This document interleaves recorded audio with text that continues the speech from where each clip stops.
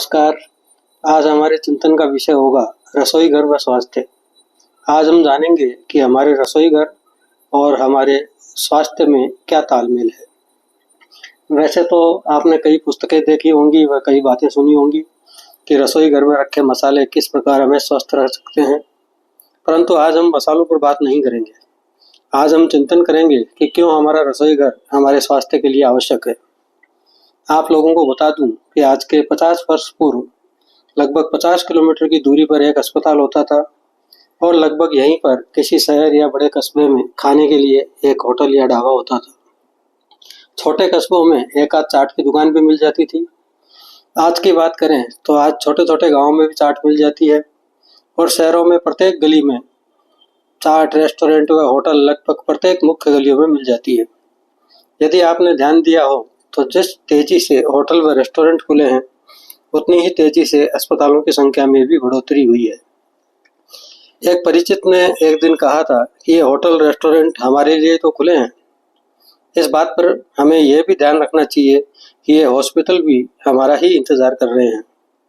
हमारा भोजन हमारे शरीर को पोषण देता है, सही भोजन पोषण देता है, परंतु विपरीत आहार व मौसम के विरुद्ध आहार हमारे शरीर में वात, पित्त व कफ को असंतुलित कर देता है और यहीं से रोगों की शुरुआत होती है। हमारे शरीर में भी एक चिकित्सक होता है जो छोटे मोटे असंतुलन को स्वयं ही ठीक कर लेता है, परंतु लगातार कुपत्ते से शरीर का यह डॉक्टर अत्यधिक दबाव के कारण शिथिल हो जाता है और हमें विवश होकर चिकित्सा का आश्रय लेना पड़ता है। आजकल वीकेंड पर तो बाहर खाना खाने का चलन बढ़ा ही है, वहीं ऑनलाइन फूड डिलीवरी वालों के चक्कर में वह अपने जीभ के स्वाद में बच्चे प्रतिदिन ही बाहर का खाना खाते हैं। पूरी दुनिया में यदि बात करें तो कोल्ड ड्रिंक व पिज्जा को सबसे हानिकारक खाद्य पदार्थों में माना जाता है, ऐसा रिसर्च कहते हैं। आज का युवा इन्हीं का सेवन ज्यादा कर रहा है।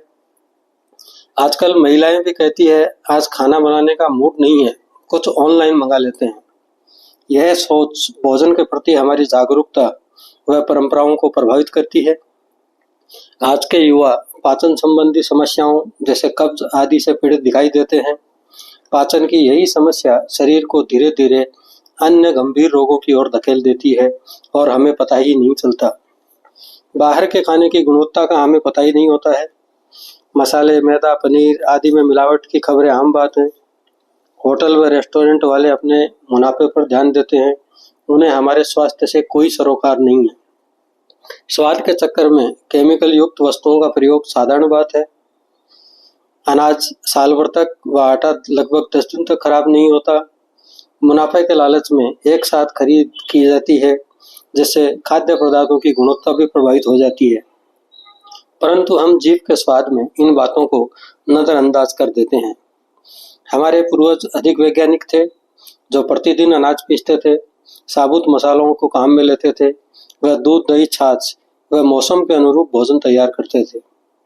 हमारे युवाओं को यह समझना होगा कि हमारा भोजन ही हमें शारीरिक व मानसिक पोषण देता है, अतः हमारा भोजन हमारे घर पर ही बनना चाहिए और यह भोजन भी केवल स्वाद के लिए नहीं बल्कि मौसम अनुरूप पौष्टिकता के लिए भी होना चाहिए। हमें यह भी समझना होगा कि यदि हमने हमारे रसोई घर को ताला लगाया तो यह निश्चित है कि किसी अस्पताल में कोई पलंग हमारा इंतजार कर रहा है, इसलिए हमें हमारे रसोई घर को जीवंत रखना होगा। आपको हमारा चैनल अच्छा लगा हो तो इसे लाइक, शेयर व सब्सक्राइब करना न भूलें। अगली बार फिर किसी नए विषय के साथ, तब तक के लिए नमस्कार।